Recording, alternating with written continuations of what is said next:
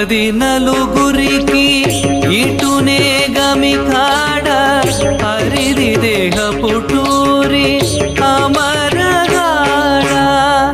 ఇరువది నలుగురికి ఇటునే గమికాడ